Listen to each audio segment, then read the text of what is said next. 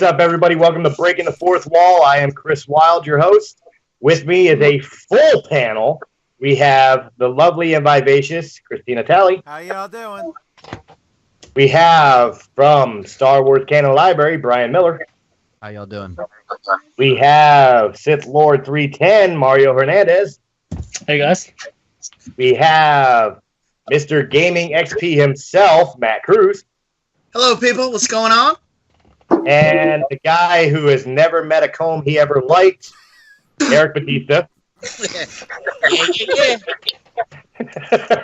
And as a special bonus tonight, we have Kevin and his wife, Savvy, who joined us a couple weeks ago when we were live at Comic Collections over in Feasterville, who are aspiring to become podcasters. So they are our special guests tonight. Guys, welcome to the show. You've taken your first steps into a larger world. You've never seen a more wretched hive of scum and villainy. Isn't that Round of the Mist? Yes, quiet. I'm trying to get them to join. Okay, we'll do some quick news because there's not a whole lot of it today. We talked about just kind of freeballing it tonight. Who cares? So. Yes, uncensored tonight. So, Radio Cash, you're going to be hearing a lot of bleeps because we don't give a right. I'm actually thinking about putting a counter at the bottom of the video when I cut the video. Have like a little hash thing going on. We still got that would be cool. That'd be cool. A counter. He said a swear. We got a whole. Like have it flash. Chris too. Have Deadpool Chris, down there 3. going ding, ding, ding, ding. Yeah. Can I ask for Freddy for mine? Profanity. For freaking. I want the dude from Mortal Kombat 2. I want the guy from Mortal Kombat 2. The one that was like, yes. That's perfect, man. Oh my god. Look, all of season 2, we've been censoring ourselves in the sense of radio cast. Season 1 was completely uncensored, so we've got a season to catch up for. Let it fly tonight because Christina's got the work of just bleeping it out. Well, too. There you go. First news of the night. Christina, Eric, bring a couple of us, so we'll get that out of the way first, and then we'll move on. All right, back, Christina. No, you go first. Christina. What? Well, I found out this morning, probably about 11 o'clock, I was looking at stuff on the web since I had no work to do, really, and that member of the Trans-Siberian Orchestra OD'd on prescription medicine. Tragic. And Did it say how old he was? No, I think he was 61 he's 61 or 62 from what I read a little while ago. Wow. Hold on, let me pull up the article while he's talking about it. All right. Yeah, so I have a couple of their albums, and I mean, it's kind of a shame. I mean, lately in the news, we've been hearing a lot of musicians, movie stars, actors, whatever, are dying over prescription medicine. It's like it seems like it's never going to end. No, that's absolutely true. I mean, 2016 was a hard year for death. Especially with the way it ended for us Star Wars fans. Mario just said his call dropped. Somebody let him know to come back in when he comes back in. All right, I have the article up as well, so I can read that off of TMZ. Yeah, go ahead. I'll hold my thought. All right, Paul O'Neill, the founder of Trans-Siberian Orchestra, died from a combination of prescription drugs. TMZ obtained a copy of O'Neill's autopsy report, and it says he died of intoxication from a mix of methadone, codeine, diazepam, which is generic Valium, and an antihistamine, because I'm not trying to pronounce that one. It's like doxylamine. According to the doc, the cause of death was intoxication, which also means other ailments O'Neill was battling, such as mild heart disease, hypertension, and moderate hardening of the arteries. The medical examiner determined the death to be accidental. He died last month. I will say that for the record. So I was right with it, but they just released the autopsy report of why he died. So that's really what's going on. And he was 61 years old, so I was correct. That's still way too young to die. Again, with the way 2016, especially the way it ended for us Star Wars fans with the loss of Carrie Fisher, we were really hoping 2017 would be a better year where we wouldn't have so many deaths. And then, like, out of the blue, it's just as bad as last year. You know, really, it seems like almost an epidemic in the celebrity community as to all these talented actors, musicians, celebrities in general keep killing over, you know, whether it's from old age, which you expect, or from unfortunate drug uses, or even more so, like we discussed last week with Chris Cornell and Zack Schneider's daughter, suicide. You know, it's been a very rough year, and it's only, you know, May. Thoughts, anybody? Well, it was going to unfortunately, as we've gotten older, the people that we're fans of are getting older, but we hope they would, unfortunately, I'm not trying to put a hex on it, it would go from natural causes, unfortunately, and it seems that the prescription drugs are going to pick up. And we all know that they live high-profile lives, and we have to understand that they need that energy or whatever it is to keep them going. And unfortunately, these doctors get out of hand with handing out this with all these freaking painkillers and medications and everything like candy, and no one is really held responsible because they're like, well, we put the warnings on the labels. Yeah, but when you put them so damn small and you really don't care anyway whether what they're taking, what are you exactly doing except selling them death in a bottle? Well, here's my concern about this whole thing. Looking at the medication that was in his autopsy report, one of them is methadone. Methadone is a synthetic heroin. It's used for heroin addicts who are recovering. So, was he a heroin addict prior and then was put on methadone? And methadone is worse than heroin from what I've been hearing. So, that's what kind of bothers me. Like, okay, he's on it's a hardcore medication that's used to, and then diazepam, Valium. Like, those two right there are already not a good combination because they're both like depressants or whatever you want to call them, downers. Because Valium, people use that to go to sleep. We all know what heroin does to people and what methadone does to people. And then an antihistamine. I mean, it just seems like somebody didn't do their job right as a doctor. If this is how he obtained them, or whether he abused it or not, that I don't know. Well, I think you hit the nail sort of on the head. I don't necessarily think it was a bad diagnosis. For all we know, he could have had a drug problem and needed the methadone to clear him off. But the problem is not only in the celebrity status, but in the real world, too. We have so many doctors and private practitioners now that have become such pill pushers. You know, instead of trying to find the root of the problem and fix the problem, it's always just take this, take two of these, take two of these, take two of these. Here's some free samples of this and then that. Like, it's too easy to gain access to drugs nowadays because it doesn't seem to be regulated the correct way. Well, with any regulation, there's always loopholes, and that's a problem as well. I mean, my thing is, I feel like some of these high-class doctors that these stars have, they don't care about really who their patient is. All they care about is collecting that dollar bills that the stars pay for them. Well, that's all anyone cares about is money in the end. Think about it. If they really cared about that star, I think they would want to keep them around and help them get better.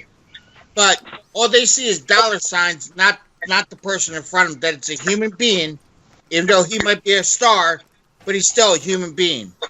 Well, think about it. Well, think about it like this, Eric. I mean, why do you go to work every single day? Probably the same reason I do, to make a paycheck so you can pay bills, so you can maybe enjoy a little bit of something once in a while. Right.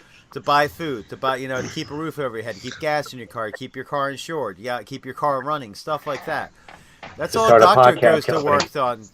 Yeah, that's how a doctor goes to work too for. And unfortunately, there are people out there who sees that opportunity, to be like, hey, you know something? I can make some extra money and do this. And unfortunately, that's a realistic outcome as well. all fall to the pitfalls and the traps of all of us. Greed is one of the largest evils out there. I don't know. Now, Oh, go ahead. I was just going to say, just so we can stay on topic. We also had another music death in the community too. I believe it was Greg Allman. Yep. The Allman brothers was found dead 2 days ago. Yeah, it was 2 days ago. It was 2 days All right. ago. Anybody know the details of that story? I'm looking it up right now. All right. That way we can continue the conversation, but we might as well bring up all the deaths so once we move on, we can move on. Last week, there you go. Eric popped up. Oh, he finally drops an F-bomb. Time. Holy I don't believe it. Well, shit, I don't put it in no more. Ain't got it tonight. Maybe we can get Eric to talk a lot more now. He's like, yeah, I don't have to edit myself. Hey, you know what? We're all YouTube fans. I'm pulling up Rolling Stone right now about it, so I'm going to read off this one. This seems the thing I do anymore. Greg Allman, the singer, musician, and songwriter who played the essential role in the invention of Southern rock, had died at the age 69 of complications from liver cancer. Allman's rep confirmed to Rolling Stone that the artist died Saturday afternoon. Allman passed away peacefully at his home in Savannah, Georgia. A statement on the singer's website reads, Saturday, Greg struggled with many health issues over the past several years. During that time, Greg considered being on the road playing music with his brothers and solo band for his beloved fans. Essential medicine for his soul. Playing music lifted him up and kept him going during the toughest of times. It's too soon to properly process this, Allman Brothers band guitarist Dickie Betts said in a statement. I'm so glad I was able to have a couple good talks with him before he passed. In fact, I was about to call him to check to see how he was doing when I got the call. It is a very sad day. So, well, at least he went peacefully in his sleep.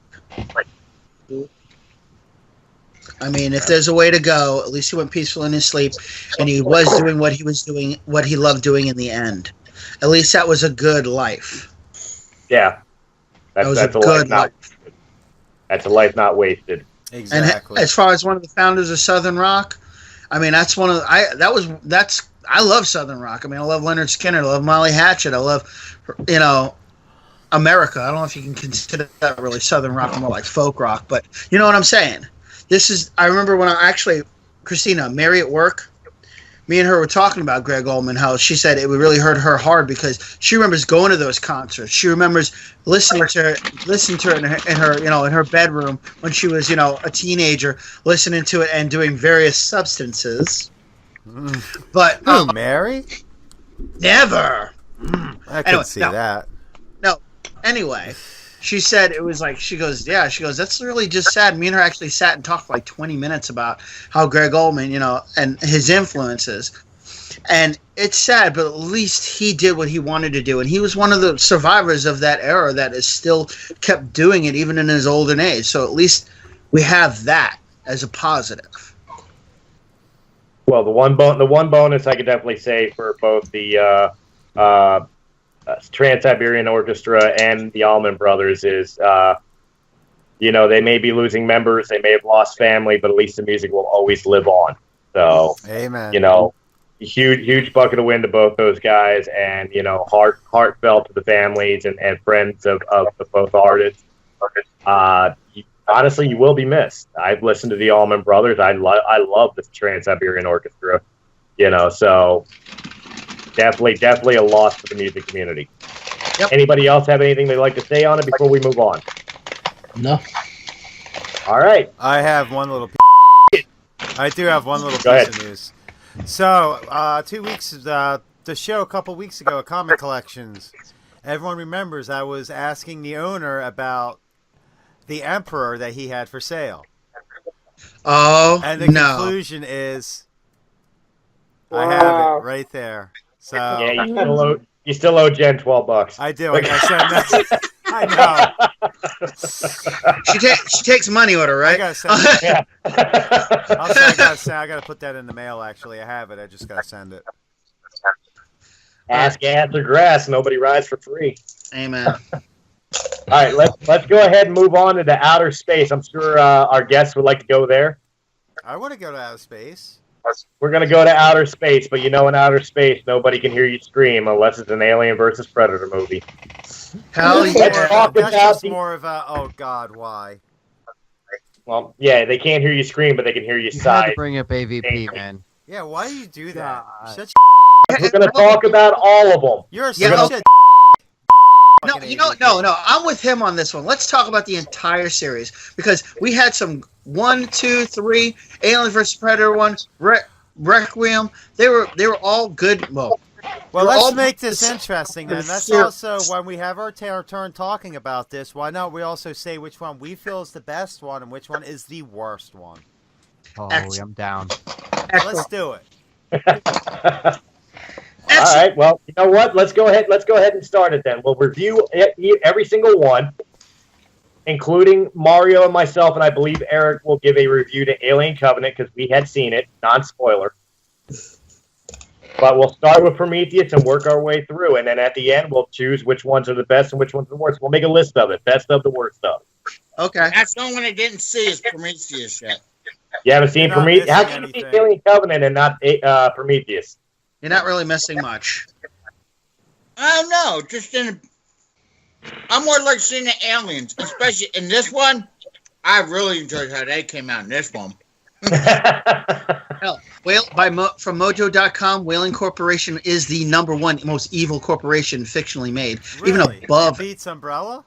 Yes, I was Umbrella gonna say came in. Umbrella, yeah. Umbrella came in twice. No, you want to know why? And I'll say this, and I have to agree with them. They sent, as you saw in Covenant, families to where they knew aliens were so they could get impregnated under the guise of colonization.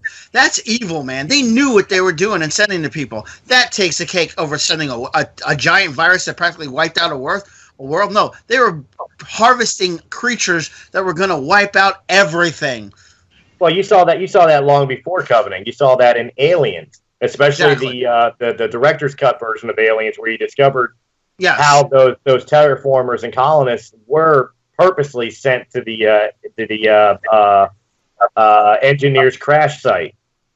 Mm-hmm. So and because of Prometheus, we can call them engineers instead of just the derelict spacecraft. Exactly. So, let's kick it off. Let's start out with Alien, the first Alien. Let's start. All right, let's do it in the order they released. Alien. All right. 1979, Ridley Scott, starring Sigourney Weaver, Tom Skerritt. Yes. Come on. That's my Truck drivers favorite. in space. Yes, the great. It's more like scrappers in space. Remember, the Nostromo was a salvage vessel. All I know is they took the 1977 concept of Star Wars and said, "Youth universe, we can up it. Let's make it as dirty as we possibly can." That scared the crap out of some people in the process. All right. Probably the only Alien movie where the Alien movie was actually a science fiction horror instead of just a science fiction adventure. Yeah. Correct. Yeah. Am I wrong that the only person I really felt sorry for was the cat? I felt bad for the short-haired girl. Oh, and the first one, the one that got Lambert. I think the name was Amber. Yeah, Lambert. Yeah, because I don't feel bad for the character. I feel bad for the actress. I don't think she really wanted to be there. Like, they were scaring the out of her with everything. Nobody's that good of an actress. Actually, do you know how they did that? They filmed that scene, right? Yeah, they didn't tell them what was going to happen, so they get a genuine reaction.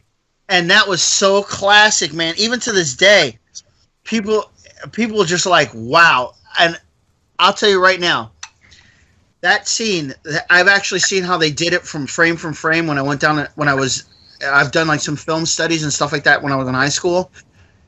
That took the most tedious moments because it was literally done in one take. Oh yeah. A lot of people don't realize how difficult that is. It's It's damn near impossible to get a perfect shot like that. But I gotta say, out of all those characters, I like Tom Skerritt's character. Dallas. I liked his character because he was trying to make sense of it before everything was going wrong. He was still trying to be rational about everything, even though it did bite him in the ass in the end. Well, again, before I go too deep into it, I do want to remind everybody that on Realm of the Mist, Mr. Mario Hernandez has given a full movie review of Alien.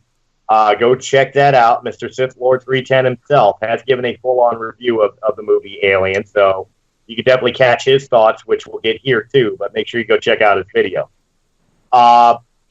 Honestly, next to Star Wars, Alien was the first to really introduce the female protagonist that wasn't just a damsel in distress. And what was beautiful and masterful of Alien was the fact that Sigourney Weaver was not even introduced as the protagonist.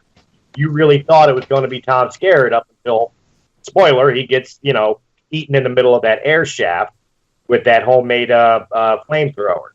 Yep. Turns right around. Best jump scare for its time. They really kept it hidden that Ripley was going to be the hero of the story. So I've said my piece, you guys. But let's start with our guests. Kevin and Savvy, you guys have been sitting there so quiet and so patient. We appreciate it. But you can speak up here. What do you guys think of the 1979 classic Alien? Well, I'm not going to lie. When I was watching a rerun of it. So majority of my youth of watching movies like that, I was behind the stairs with my hands over my eyes. So, but now I've been a little bit getting a little bit about it. Don't feel so bad. I'm sorry. I said, don't feel so bad. When that Alien starts, I didn't even stay to watch it. My ass got up and ran upstairs. So I ain't no lie. I was gone. Yeah. But oh God. Overall, it was a good film. It definitely was one of my first horror movies I've ever seen, or at the time I thought was horror, and it was magnificent. The way that back then, graphics and all that. Nowadays, it looks like realistic, but they made their the aliens look so scary enough that you could actually sit there and be like, that could actually happen eventually in the near future. I like the first one, the Aliens. I don't think I remember ever watching the second one, and then I pretty much saw Aliens versus Predator and all that. I'm really not a big fan of watching horror movies as much, but like Kevin said, I saw Alien versus Predator. It's good when I saw the movie. I got over my fear watching it. Now I love the movie. Oh my God. I still cringe at the scene when the chest burster pops out. But the scene in that movie that made me as a young child fearful of everything under the sun was the first introduction of the face hugger. When he was looking over the egg after it opens up and it looks like just like this raw pork chop in there, and then all of a sudden tentacles and hands. Dude, that gave me nightmares for about 2 years. I was always afraid of things going near my face because of it. It really scared the hell out of me. That's my favorite part. Too bad I didn't make you scared of things going down your throat there, bud.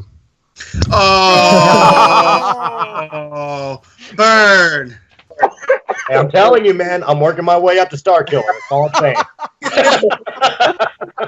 I think Ryan's going to get the special marker of burn moments. Oh, just FYI, before the show, we were talking about how we were joking about the setup on Skype, and Chris announced that he is a bottom, just so you guys know. Ruh-roh. Oh, God. That's right. I'll just lay here like a stiff board, and you guys can do all the work. We don't have to call him Starkiller. We'll call him Starfish. Anyway. Starfish love you. Hey, no, we just call him a hand puppet. Oh, my God. On the mattress. Oh my god. This is why I love you guys. Mario. Yeah. Mario. It's What was like, the oh my part god, that- I can't believe I'm part of this group. Yes, you can. You fit in. What part of Alien made you cry like a sniveling little girl? Well, the scene, of course, when the chest burster comes out. When you first see that, for the first time, when I first watched Alien, that just scarred me. It's such a brutal scene. He just falls over on the table and he's having it looks like he's having like a major seizure, and then it just pops out and that scared me as a kid. I watched it when I was really young. I probably shouldn't have, and it just scars me. Like I never want to go to space. I'll stay here on Earth. Like no matter how bad it is, I'll stay here. Unless I get a lightsaber and get to use the Force, I ain't going in outer space. Brian. Oh man, like okay, for mine it's not even really a scary part, but for some reason it just made me terrified of space in general. And it was right at the end when the alien gets sucked through the hole in the glass, like that big around. You know what I'm talking about? Yeah. Am I thinking of the first one? No, you're thinking. No, is that the first one? No, it's the third one. That was Was that the Resurrection. fourth fourth one? one? Fourth one. Crap. That was Resurrection. I need to go back and rewatch them, man. I really Oh Lord. No, but because I can think of all these scenes, but I can't differentiate which movie they're each in. Like the chest burster thing, that's Jesus. I mean, crap. I've got them all on Blu-ray, and I really need to go back and rewatch those. Yes, There I you go. really do. Yes, you do. Homework. Christina, I just fell out of it. the chest burster scene seems to be the central scene. Um, I'll tell you honestly, the only time I ever got over that chest burster scene in '79 is when Spaceballs came out later and did the little parody of it with "Hello, my baby, hello, my yeah, darling." that was the same actor, which was awesome. Okay, John no, Hurt. actually, you know what part really got me worse in that movie than the chest burster? The chest burster did get me. I'm not gonna lie. That was just a brutal, and it was like, oh my god, like you weren't expecting it. The first time you watch that movie, you don't expect it, and all of a sudden here comes this like creature blowing through this dude's chest, and you're like you almost want to throw up a little bit. It was just so graphic. But I think what really got me was the end of it. Was like closer to the end where she was readying the escape shuttle from the Nostromo. Remember, she was running around and she was trying to get she was running through the ship trying to find that alien, but she was also trying to get out of there with the cat. She's trying to find Jones, the cat, or Jonesy. Yeah. I think that part really got me because I'm sitting there like, oh my god, that thing's gonna pop out. No, don't pop out. I was like freaking the hell out watching that. Okay, so that was the first one. Got it. Yeah. Yes. I got it. Okay. And then Want to try your answer then? Want to try again, Brian? No, I'm good. Go ahead. I made enough of an idiot myself for one night. Oh. you're No, you hanging out haven't. with We've got us. plenty of more movies We've to go got through. like an hour and a half to go. Let's do this. All right, Eric. We talk about aliens and jump scares. I think one of the parts that really made me realize that I'm an animal lover was when Jonesy was in that carrying crate and that alien's looking right in at it. Just breathing on the glass of the carrying crate with that poor cat stuck in there. My heart bled like, oh my god, he's going to eat the cat. Right? Hey, all I gotta say is, it took me about a half hour just to come back to watch it because I was so freaked out about seeing it come out of the guy's stomach. All I can tell you is my aunt and my cousin's like, Eric, come on, come out. It's like, it's okay. I said, no, it's gonna come out of me next. I was like, Oh God. I think we all felt that as a kid somewhere. oh my god, they had me going the whole entire time. He's in the room. Say no, it's not. Oh, they screwed around me with that first Aliens so bad. Why do I envision young little Eric running around the house, and every time he felt he had to take a dump, he was afraid an alien was about to burst out of The it. stomach ache. That's when I thought. Dude, Stomach ache. no. Oh no. No, it's not even Alien that makes me scared. Remember the movie Dreamcatcher? When Oh, the guy's yeah. sitting on the toilet? Yes, Like yes, that? Yeah. weasels. Weasels. Yeah. No. And I can say that now. Bleep me out. I don't care. Yeah, and just keep in mind I do have to go to bed sometime tonight, so try not to overdo it. Sorry. Well, if there was a movie that ever scared me so much and traumatized me so much, though, it was definitely the original Jaws. I saw it when I was 5 years old, and after watching that movie, like, I was afraid to take a bath. I always thought the shark was going to come up through the drain and like something. It was really stupid. Leviathan was mine. That was the one movie that like scared the hell out of me when I was a kid. Like, I remember the one part too, because it was like where they were in the submarine and they finally made it back to the surface, and you see this damn thing jump out of the water. I was just, I must have jumped. I think I almost put a hole in the ceiling. I jumped so damn high. All right. I was probably like 11 years old at the time. I mean, it was a long time ago. Well, we got a bunch more Alien movies to go through here. Speaking of Alien, let's talk about the sequel, directed by James Cameron. Classic. Aliens, where we get introduced to the Colonial Space Marines, Michael Biehn and the late great Bill Paxton, as well as a Irish woman playing a Puerto Rican woman, Jeanette Goldstein. Jeanette Goldstein. I had a last name. She's Jewish too, yeah. No, I'm sorry. She will always. I don't know what as Vasquez. I must be into really butch chicks because I was so turned on to by her when I was a kid. When she had her death scene, I cried. I was like, no, she's only second to Sigourney Weaver. No. Oh, come on! What the best line to be your last words? You always were. Like, best line ever to end to die. Look right, Vasquez. Gorman. You always. I'm sorry, Vasquez. My heart broke. But yes, so like the movie Alien. Oh, bite me. You got to ride in the car with me tomorrow. Remember that.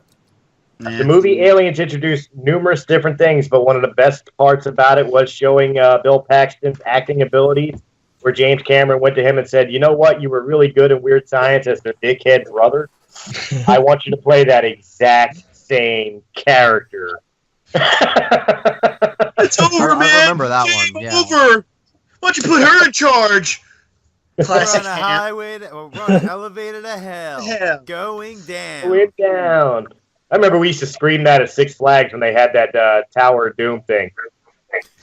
Yeah, Free Fall. Why'd you have Free to bring Fall. That That's what it was. Free Fall. Why'd you have to bring that up? That was that thing. Did that combat drops when we were in Afghanistan. When we were in Afghanistan and when we landed at Baghdad. Oh, I didn't throw up though. I didn't throw up. And of course, Alien did introduce us to a new alien, the Queen. Yes. So, guys, go ahead and let's start reviewing the sequel to the acclaimed alien known as Aliens. Matt, you're on my screen first, so you go ahead and go first. Glad to. This one was great because, I mean, like everyone always says, everyone raves about this one more, but this one particularly is my favorite because this showed a way to bridge two different directors. You had two different directors, two different styles, and he turned it from a sci-fi horror to a sci-fi war epic, if you will, because he went from tight enclosed area to a little bit more open space because the only person that was really held in close was Bishop when he was going to that tunnel, and you were, even though nothing ever really happened to him in that tunnel, you were still fearful of that for that moment, that whole time he was going down that tunnel. 1, 2, Ripley when she was learning how to learn that loading mech. Oh God, man, she turned that thing into sexy, even though it was a freaking piece of construction equipment. Even Apone and Apone, I love it. Apone and Hicks are like, yeah, you'll do, and I'm like, hell yeah. She reprised the role, and she brought that character right back to life. Instead of once again being the damsel in distress and totally scarred for life, she was like, we're going to go there and we're going to wipe. I don't care. I am the expert on this. You guys don't know what the hell you're talking about. Yes, I'm saving you some time, Christina.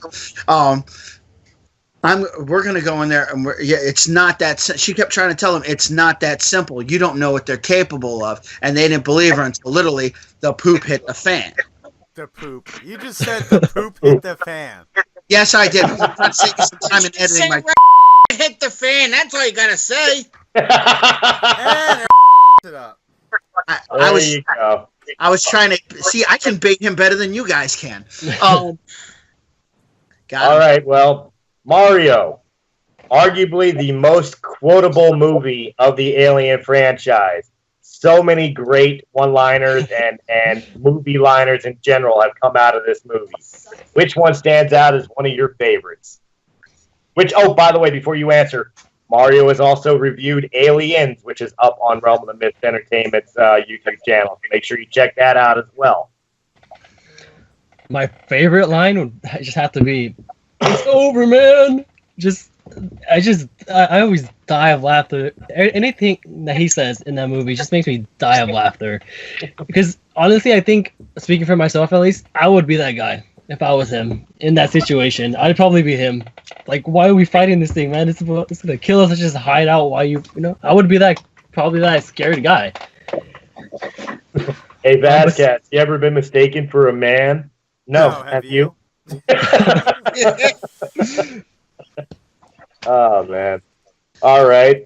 Christina, as a female, and I will get this from Savvy, too, as a female, how empowering was it at the end when she shows up in that loader facing down the alien queen on board the Marine ship, and she just looks it dead in the eye and yells, "Get away from her, you." I should know the name of that ship. It's going to come to me in a few minutes, so I'll be like, oh, yeah, by the way, the ship was this. I just can't remember what it was. Anyway, that whole scene was just badass. Like, the whole end scene when she goes back in to get the Sirocco, thank you. But the whole scene when she goes back into the, to go get Newt, she's sitting there strapped up with guns, everything else. It was just, she made Rambo look like a pussy. Okay, I'm sorry. She did. You can't deny that. She made Rambo look like a bitch. I got an echo on that. That's awesome. That was awesome. And then it was so nice get back on the Sirocco finally, and then here's the Queen. Like, and then she gets in that damn loader, and she's just going toe to toe. It was like something out of it was epic. There's no other way to explain it. That was an epic battle. And, I mean, that was one of those ones that go down, has to be one of the best all-time battles in any movie of any time. So, that's how I feel about that. And actually, for the record, Aliens is definitely my favorite movie out of the Alien series to date. So. Kevin and Savvy especially, same question. How empowering was it to watch Ellen Ripley go toe-to-toe with the alien queen? Well, Savvy, she had to go take her daughter to go get washed. So okay. But I guess I could answer the question. I mean, feel free. How did it feel?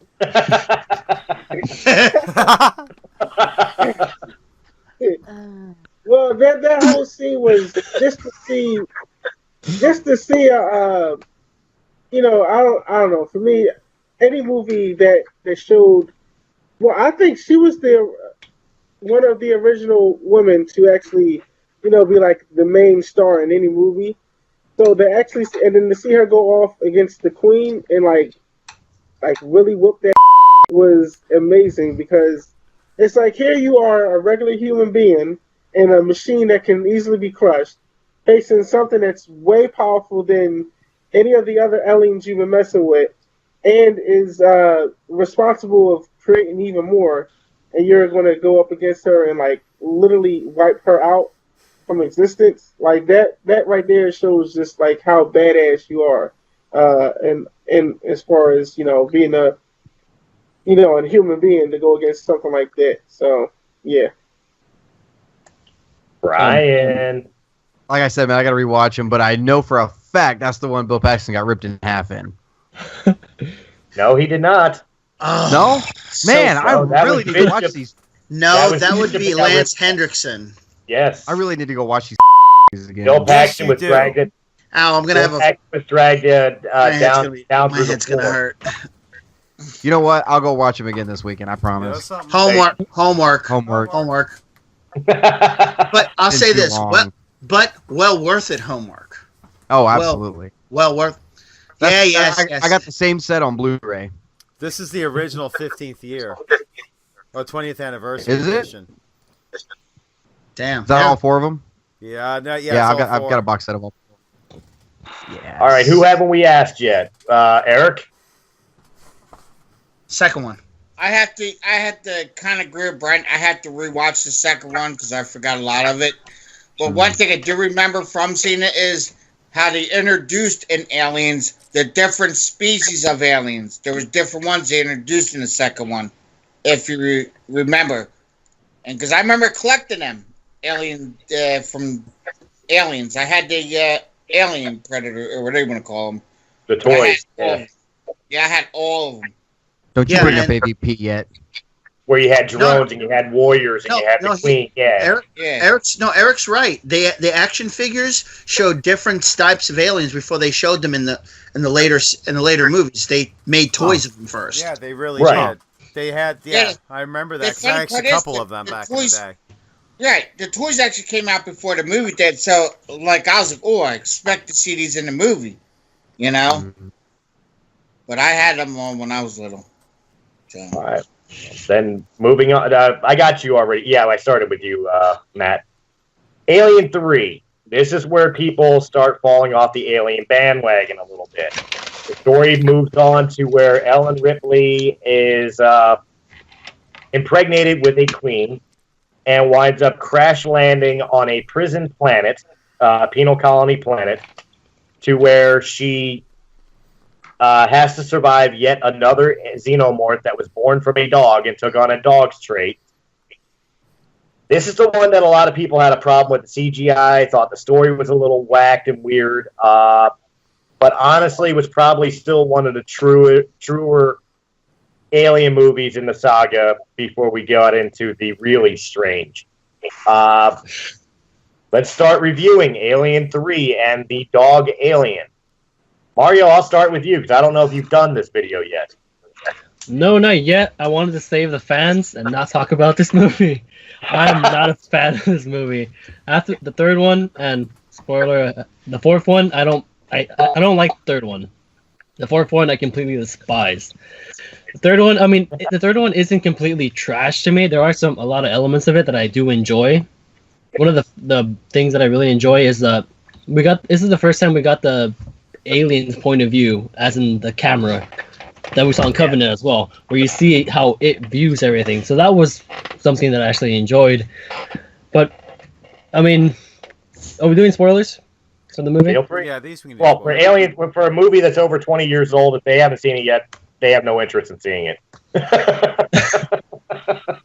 Yeah, and then not to mention the big thing, Ellen Ripley dies, so that was a bit heartbreaking, especially after Aliens, where she gave an Oscar nominee worthy of performance. So this movie just, to me, it was a little bit like the third movie. That one movie that just everyone forgets. No one mentions it amongst the greats. It's just, I do think it has a problem where it's okay. It's not completely horrible, like I said, but I think compared to Alien and Aliens, it just makes it look like an ugly stepsister.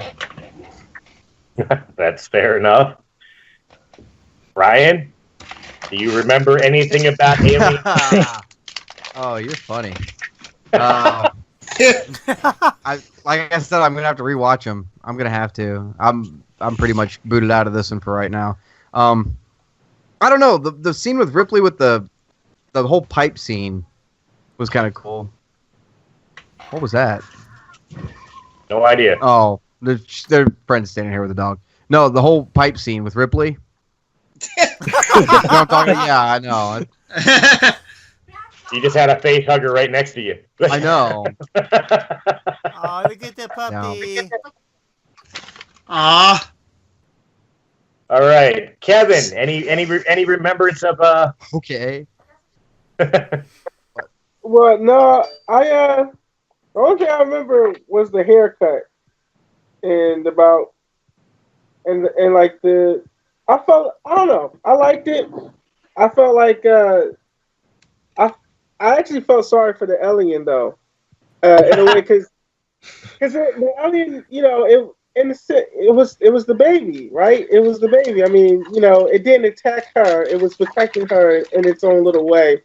And and then to have to see the baby die was kind of like, oh, that sucks. Like, first of all, I'm not wanted by my own mom, but I'm a protector, and then next thing you know, I'm being killed. So, you're thinking of Resurrection. You're thinking of the next one. Okay, well, all right, well, then Thank God I'm not the only one. Right? Oh, well, let's see if we can rush through with Matt, Eric, and Christina, because we got to take our first break. all right. I'll go. Guys, is there any redeeming quality to Alien 3? Yes. No. I liked it a little bit. It was only because it was tagged to be the last in the Alien series, so it was going to be depressing. We were ready to let it go. We were ready to just that it's going to end here for right now. We were good with that. That's why I liked the way it ended, even though yes, it was unholy depressing. The dark, ugly stepchild, the one we put it was in the baby stroller with the shade over it. You know what I mean? It was very hard for people to watch.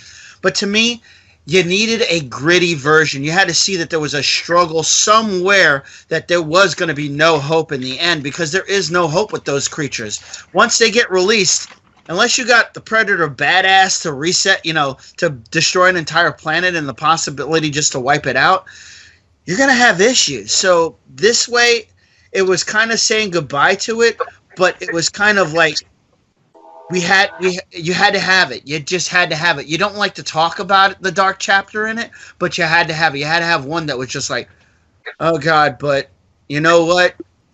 It had to die. It had to die this way. There was not going to be a pretty end for this. There was not going to be a way where Ripley was going to ever get away from this. Even if she'd survived this one, she's traumatized for her whole entire existence. So this is kind of our way of saying goodbye to all the characters at once. Yes, we were sad to see the little girl go in the beginning. I didn't like Hicks dying at all. Because I was like, he was badass enough to survive the second movie and to make it to the escape ship. And we knew Bishop was going to somehow come back again because he was an android. We keep bringing him back, androids. So it wasn't like that was going to happen. But just the fact that it was dark and gritty, that it still had an ending that I could survive, I could live with, I liked it. I mean, it wasn't my favorite, but I liked it. Eric. Well, I'm not really a big fan of the third one.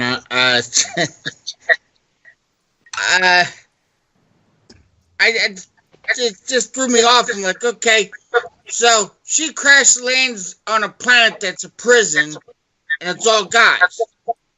And her whole concept is she had to blend in, so she had to shave her head bald.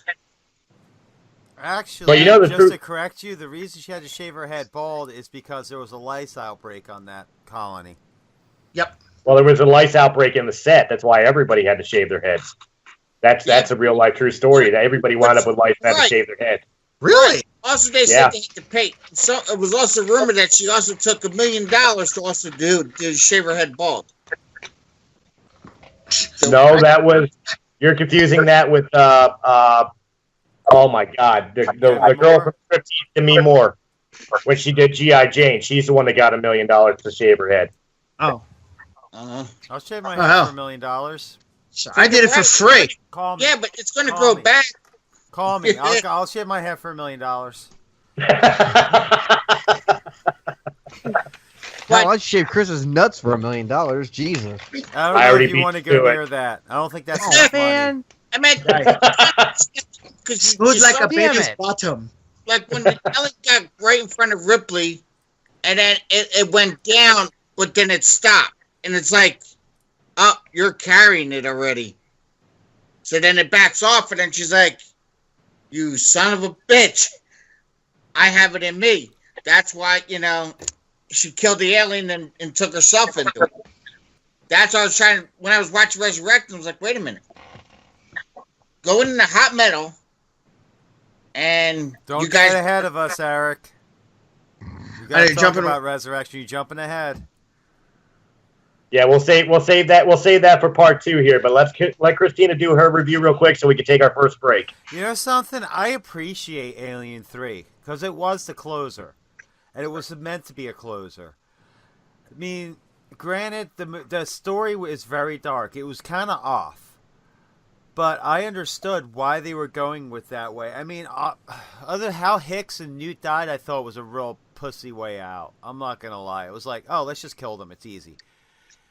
Like, really? Ripley was the only one to survive? It was a bitch out. It was not. That bothered me, because Hicks was badass. Hicks could have survived that crash. I mean, obviously, it was probably something along the lines of, oh, we can't get these actors. Oh, let's just kill them real quick in a crash. It's simple. Like, it seemed like a cop-out.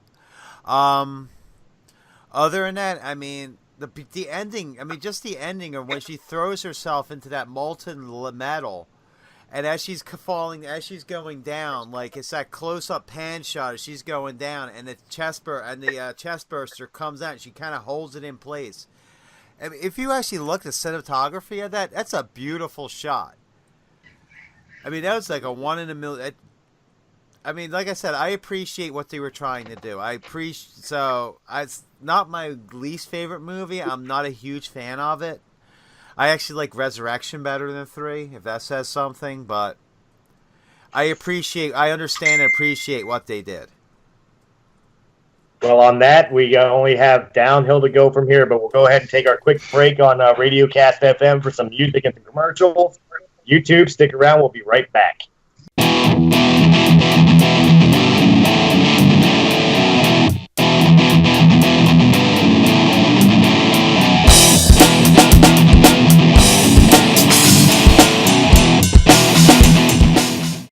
Are we really counting down? And we're back. Oh, we are. Oh, wow. And we're back. Hope you guys enjoyed that little break. We had some stories that I'm sure we'll probably wind up sharing, but trust me, this is definitely one that'll go up the charts with a bullet. And I promise you it will stick.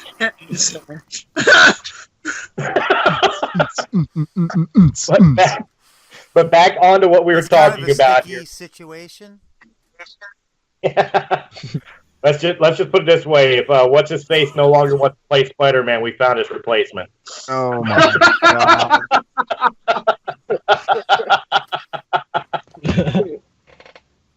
Back on the Alien Saga here. Okay. Back on the Alien Saga here. We've reached the point of the final of the original Alien Saga. Alien Resurrection. This is where about 200 years in the future they decide to clone Ellen Ripley to be able to get the embryoed queen alien out of her to be able to mass produce the alien species. Honestly, my opinion of this movie was it was god awful. But Ron Perlman did deliver one of the best lines when they were in the scene when they first found out that Winona Ryder's character was an android, and he turns around and yells at her, "I will kill you! Kill you! Does that compute, or do I need to draw you a schematic?" Probably one of the best lines in the whole movie. Beyond that, just a steaming pile of garbage. Guys, let's get through this one quickly. How do you feel about Alien Resurrection? I think I'm going to skip it when I rewatch the movies. Please, seriously? Yeah. I'll go with this one. I'll make it as short as possible. Josh Whedon, great director. Loved him with all his other stuff that he's done. Firefly, Buffy the Vampire Slayer, the TV series, Angel, the TV series, the Avengers the first Avengers movie. Great move. Great writer.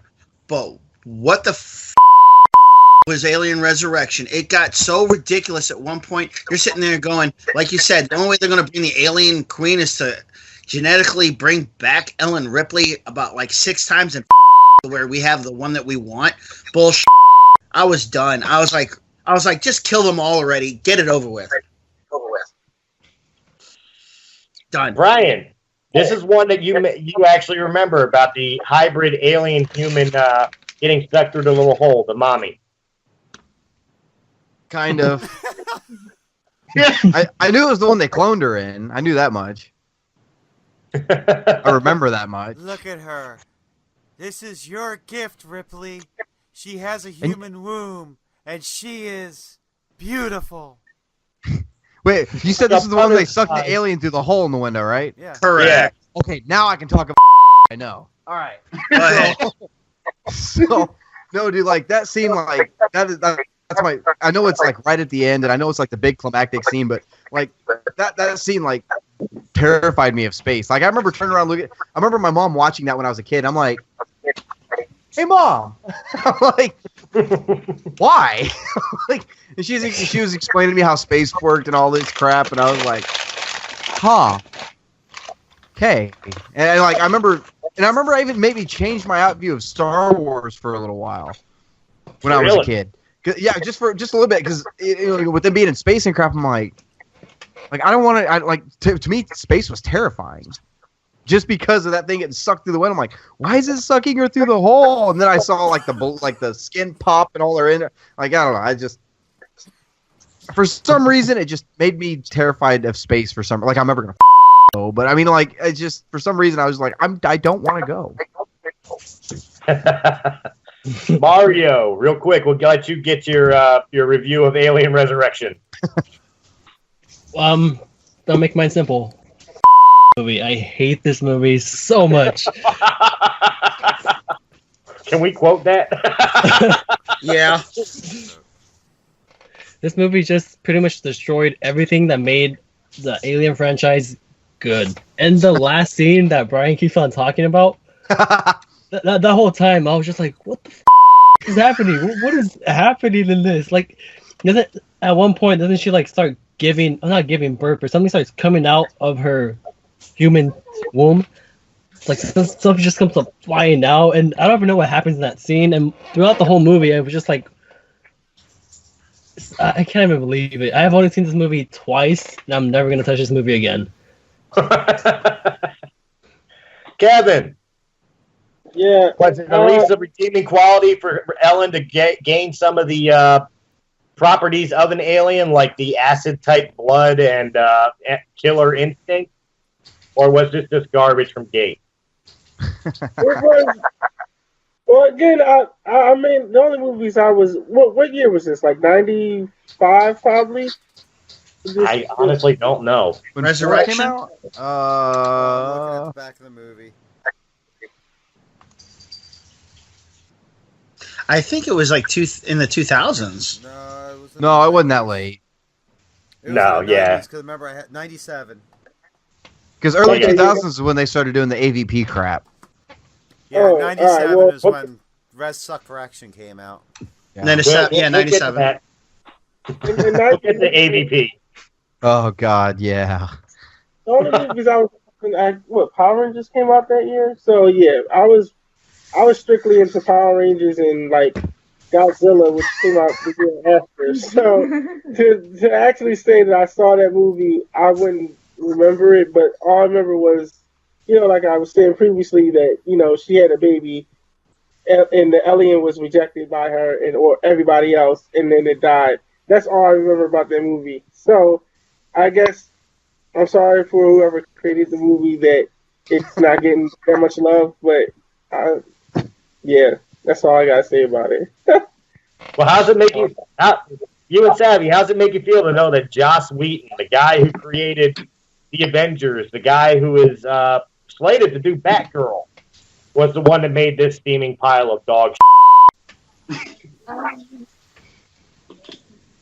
I saw the Avengers, and I believe I love the movie anyway, but I have no comment at the moment how he did it, so I have no comment at the moment.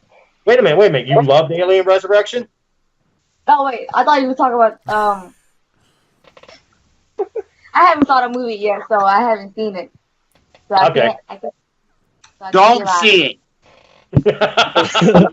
Don't see it. If Eric's telling you it's a trap, you might want to listen. Right? Yeah.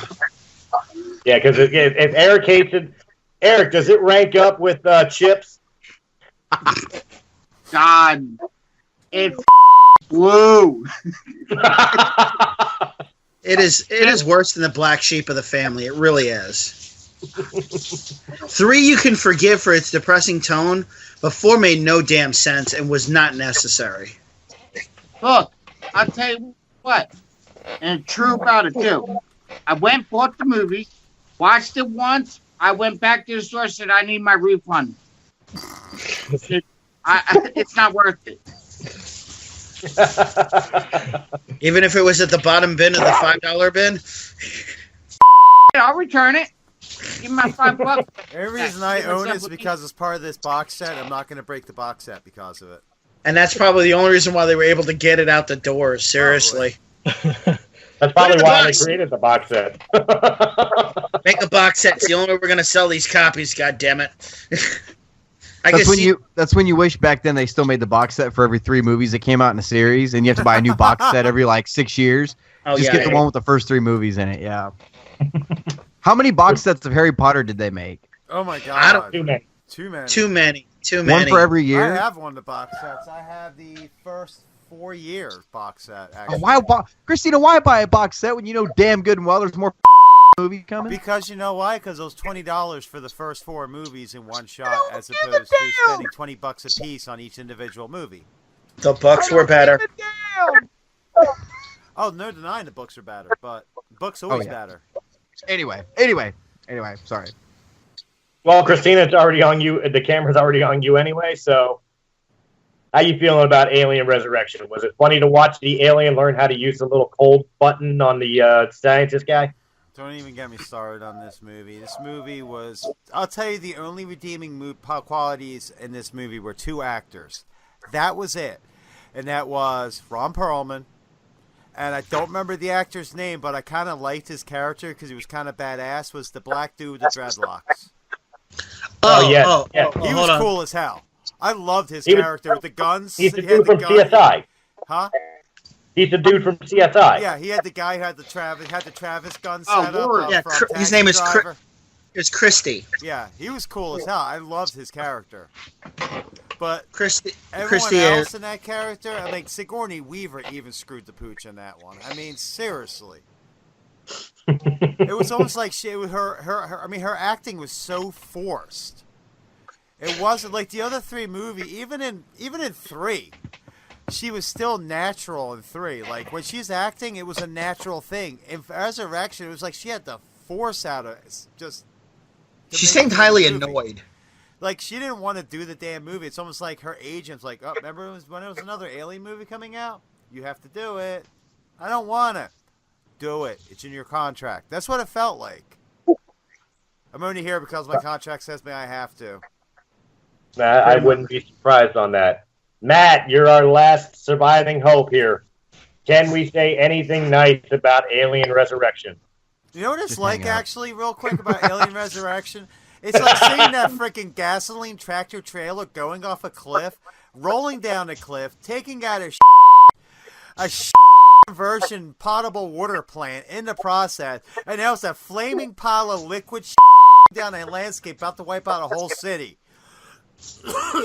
There. I can't wait to listen to this again with all the beeps in it. It's gonna be great. It's gonna be great.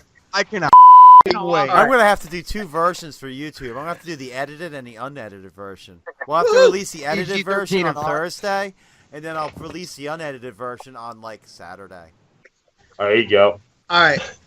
As far as redeeming qualities, I think everybody hit the points with Ron Perlman and Christy as the actor. I'm sorry. What's his name? Not Brad Dourif. Yeah, Brad Dourif's character was so over the top, man. It was all right. Bill Paxton may have been hammy in the second one, but it was appropriate for him to be hammy. This guy was a mad scientist before he was a mad scientist. It was like, it's like, you got to be here, dude. Don't, it's bad enough. Shut up. Will the alien just kill you? I'm glad when he ate your face. I was happy about that. I was glad. I was like, good. And when it ripped out of the guy's chest when the other scientist held the other guy in front of his face, I was like, good. Kill them all. I don't care. Okay? Sigourney Weaver wasn't even happy with this. She's like, give me my $3 million and let me walk the God damn it. You know how much damage control I'm going to do because of this goddamn movie? I mean, like I said, there was only 2 redeeming qualities. Sigourney tried to and you can even see that she was dialing it in with emotions. and you just, I'm done. I was like, wow. When I first watched it, I was like, where are the credits? Where are the credits? Where are the credits? God damn it! Tell me the film's gonna snap somewhere in here. You know, give me a moment of peace. Perform my own lobotomy while I watch this goddamn abomination. Well, unfortunately, when you give birth to an abomination, it means that following afterwards is the afterbirth. Of course, I'm speaking of Aliens versus Predator. Actually, no, there was one more redeeming quality of that of Resurrection before we leave. Okay. Right. The ship was cool as hell. The ship they came in on, the Betty Lou, that was a cool ass. The Betty. Yeah, the Betty. That was an awesome little ship. For like a little cargo carrier, it was very like, just yeah, it wasn't. That was the only other redeeming quality I can think of. Okay. I'll throw that in as a bonus. It was a very beautiful designed ship. As Joss Whedon's so well at doing. If you think of Serenity, I mean, that's a beautiful ship. He's just very good. I knew you were going to bring her. I knew you were going to bring her into this. Well, I knew. Serenity's a gorgeous ship. Any way you look at it. I mean, seriously, look at this thing. Look at it. How could you say that's not a beautiful ship? It is a beautiful, uniquely designed. She got a fat ass. Exactly. Maybe got back. Well, that's why it's a Firefly class. Could look like a Firefly. My anaconda don't want none. So again, back to the afterbirth. AVP. Now this one I know everybody has seen. This brings us back. This brings us back almost to a now non-canon, but a prequel telling the story of pretty much how the Weyland Corporation even discovered about the alien race by going into a expedition in Antarctica and discovering a temple that was devoted to creating the aliens for hunting sport by the predators. And that humans were simply it wasn't hunting sport, it was for their trials to become like adults. Yes. Right, but the aliens were used as sport. They were simply bred to be hunted. And the humans were the cattle used to just breed the aliens. Yeah. They were the deer. I will say one nice thing. I will say one nice thing about AVP. The original AVP. Not Requiem, but the original. It was the last time we saw Lance Hendrickson taking on the role of actually Mr. Weyland. I liked his version of Weyland way better than what was given in Prometheus and in Alien Covenant, which we'll get more into later. But I like the fact that he was more about his legacy, because he didn't know about the alien itself, but that he even sacrificed himself to protect the ice climber lady. You know, with the Predator and everything else, I think he was more of a noble character than what he turned out to be later on in the stories. But beyond that, go ahead. Sorry. But beyond that, this was complete and utter garbage that just did not need to exist. Well, the thing I didn't like is it was the ripoff of one of the book series. It really was. The whole thing was the main character that they had for her was supposed to be Asian. Right. She wasn't supposed to be black. And it was supposed to be taking place on a planet not on Earth. And she does get adopted by the aliens. When they left, they were supposed to take her with them. And actually in the book, it went into the conflict between the aliens and the humans because no human had ever been adopted by a predator tribe ever. That was like, unheard of. How come a female human being, a very frail creature, had enough stones to stand up to one of their xenomorphs and actually survive the trials? That's the only reason why they kept her, because she proved her mettle, and there was nothing they could do because by their laws and by their rules, she was welcome to the tribe and everything they had to offer. He was a hunter. That was I wish they would have kept that story, but it seemed like they wanted to just keep her on Earth, and it was kind of generic. I did like it for the action sequences, and it actually showed a little bit more background to the Predators. And I'm a Predator fan more than Aliens. Don't get me wrong. Aliens, Predators, I know who's going to win that one if it's an all-out battle, because I'm sorry, those got acid in their blood. You can't beat that. Even after death, they're going to kill you. Yeah. Okay, so there you have it. But the Predators, the thing I liked is they showcased the Predators' capability to improvise weapons, what type of weapons they use, communicate, how more tribal they were. That's the only thing that I liked about it. Other than, I mean, it was good. It was not great, but it was good. Well, yeah, I'll say intertwined history. All right, Yeah, I I don't know would if anyone else definitely lost audio, but I lost Matt's audio in that whole thing. Yeah, same here. Oh crap! He was jumping in and out. He was jumping in and Yeah. out on me. I'm sorry, everybody went quiet. I would definitely say it's the best I can give it as a popcorn flick. Exactly. Like I said, I like the Predator aspect of the movie, but and how they intertwine the aliens together with the Predators.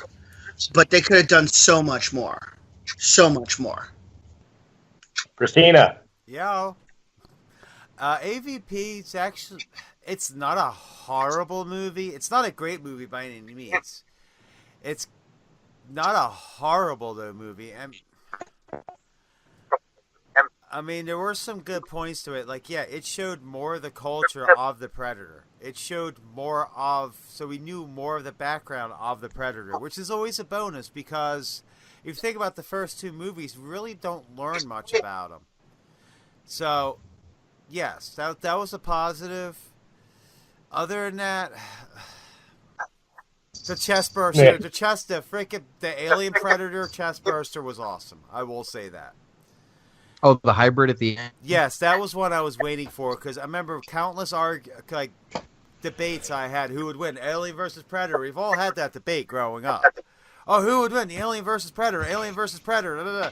It's like the Alien would just chest burst the Predator, and Predator relies on technology, and while the Alien's complete instinct, so it's kind of one-sided there towards the Alien, and in the worst case scenario, one of the Predators got chest burst, now it's got all their natural skills too, and that's pretty much what happened, as we saw in the abortion of Requiem. Well, the one thing that can be said is people Christina's age, my age, Eric's age, we had two major geek debates growing up. We had Aliens versus Predator, and we had RoboCop versus Terminator. Oh God! And I will say that for the record, I am the youngest. For the record, but we're talking by months. We're not talking by like years. Actually, I think it's argued by like a year. No, I don't think so. I think it's still within the months range. But y'all fart. But yes, all right. Kevin and Savvy. This one I know you guys know. AVP. I go for the Predator because he had all the technology. He could make himself invisible to see what's going on. And when he turns himself invisible, when you're in a movie, you can't see that Predator, but you can see the alien. So I'm a really big fan of Predator. So the alien just put me out a little bit. So I'm not really big fan of alien. All right. For me, I felt like like as you guys were saying, who would win and all that. But I felt as though it's like, okay, we have the aliens and we have the Predators, separate movies growing up. They came out and then people are like, then you had your alien fans and you had your Predator fans. And then, so one day, I guess they were like, well, let's make it together. I didn't know it was a book originally until Matt, said it. So to find out that storyline that's from the book, that sounds like it's awesome. I would rather have took that versus what we got. But you fun of him too. I felt like it was to me, it was a good movie. It gave some kind of like background story for like how the aliens were, apparently made, and their predators using it for sport. It was a little bit fun and exciting. The action scenes were awesome, especially the first action scene when the predator, everybody's down in the pyramid, and they activated. They activated the pyramid, and the predators down there just not taking them one by one. That was an excellent action scene. But my favorite when the predator and I don't know why I don't know her name, but the predator and the girl when they hooked up at the end to fight the queen. It was awesome. It was awesome. I also like how she stabbed the queen by the stomach when she did. No, she was under her, basically. I just like how she stabbed her in the stomach. So, okay. So it was crazy. Basically, 2 against 1. I like to nurse in the movie where they alien dude and girl jumped over that big hole together, and the alien had saved her. So I kind of like that part there. Okay. Yeah. Brian. I'm with Matt. I'm a Predator fan over Alien. Obviously, I watch Predator a hell of a lot more than I have Alien. But anyway, no, honestly, I watched AVP just to see some more Predator action, to be honest. And I mean, that's really all it was. I did about the Alien. I didn't give a else going on. I didn't give a I just wanted Predators. That's all I cared about. That's what I got. That's what I got out of it. I took the good and just pretended like the rest of it was that's just good filler. The rest of it was midichlorians. Yeah, exactly. Oh, you're about to get me started, bud. No, let's stay in the universe we're talking about. We don't need to extend too far. Eric, come on, man. Tell me this wasn't just a better story for Predator than it was for the Alien saga. It was. I know it was, but I'm trying to play the devil's advocate. I kind of liked AVP. I really liked the action scenes, especially with the Predator's weapons. When we got to see more of their technology that they used. I mean, I can't really say much about it. I really enjoyed it. I mean, could have been better, yes. Could we have more scenes? I mean, shit, this thing's taken up in Antarctica and damn ass freezing cold. And it's amazing. Damn ass freezing cold, yes, that's a technical term. Yep. Oh, but thanks, Lori, for another beep. Well,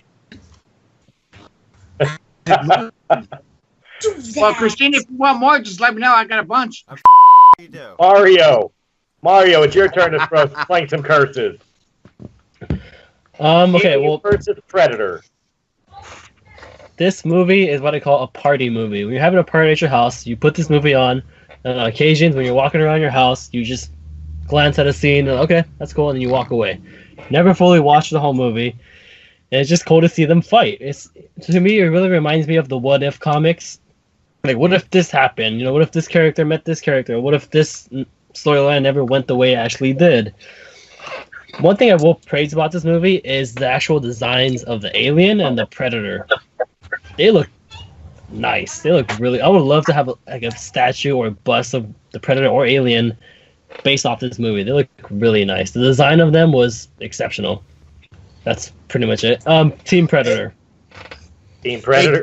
They do have the bust. Am I the only one who's Team Alien? No, you're not the only one. Don't get me wrong. The aliens are awesome, but it's always win over technology. Yes, I know, and I've explained that, but I still like the Predators. It's just the clan mentality, the spaceship. It's everything sci-fi and tribal that I could love. So sorry, it's. Oh, come on! The Predators are just the Klingons. No. Whoa. Has anybody seen the dude on that Predator bike that was dressed all in the Predator outfit? The full gimmick? Yeah. I've seen that. High wall. The Yeah. highway. Yes. Yeah. That's awesome. I was like, let me get that bike. I want it. Yeah, you can't ride it. Let me try. I can ride a cycle. With training wheel. But yeah, well, how many training wheels do you need? Ring, ding, ding, ding, ding, ding, ding, ring, ding, ding, ding, ding, ding. Don't give my man a good low bike. He got to worry about that shit.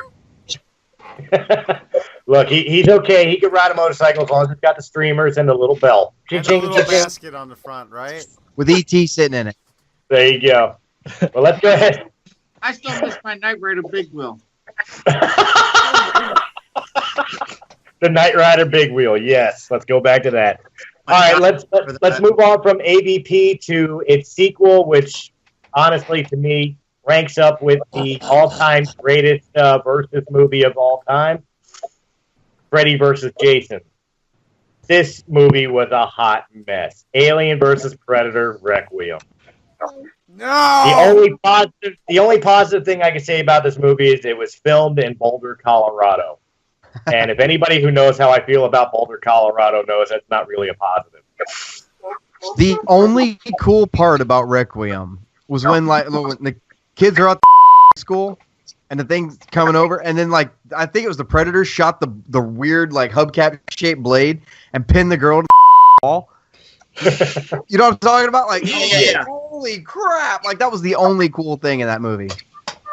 That was that movie was way over-explained. They tried to replace Ripley with a female soldier, which didn't translate well, which freaking turned into like you said, a holy hot mess. Things just kept getting worse and worse, and then it was like, let's see what else we can do to screw the fans over out of a secondary. I mean, the first one was acceptable and passable by some standards, but this one, they came off the rails. They crapped on us. They fucking franchise, and anything they could have done afterwards, we would remember this piece of trash as its entirety, and look back like they up. They still, and yes, I know I'm going too far with the still, Christina. And everyone's gonna be like, you know what? It's like that argument with your girlfriend that you just can't win. It's like, you know what? Yeah, you still slept with her ass. You're still gonna have to face it. You slept with her. You're losing that argument, bud. Exactly. That's the point. Wait a minute. I just want to be clear. So you're saying they Dude, I've gotten to the point now, I don't even hear the bombs anymore. All I hear is beep, beep, beep, beep, beep, beep, beep, beep, beep, like freaking Morse code. That's all I'm hearing, man. Oh, my God. The FCC's going to have a ringer. I know it. Oh, wait till the show's over and your wife comes up to you and says, so who's your keep the camera rolling. Mario, you're our movie guy. You're our reviewer. Was there any redeeming quality to Requiem? I mean, did we at least like the Alien Predator hybrid, or was this just a complete disgrace to both franchises? Honestly, I love this movie. Oh! I'm kidding. Oh, thank goodness. I hate this movie. I'll lose it for you, man. Oh, give me a back. No, I hate this movie. Wait a minute. I was the only one that was excited that he loved it, like we would have an opposing view? Sorry. Go ahead. I'm sorry. I hate this movie, man. This movie, again, it's just like Resurrection. A movie that just killed a franchise and just pretty much, like Matt said, it just everything that it accomplished, and it's just a big to the fans. It just ruined it for us.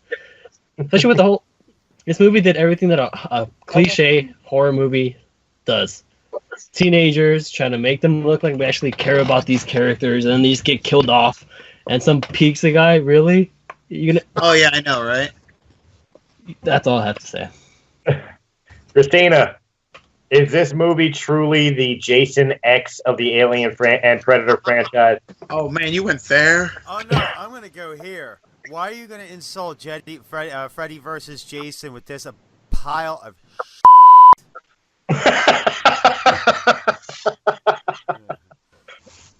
Tell us how you feel.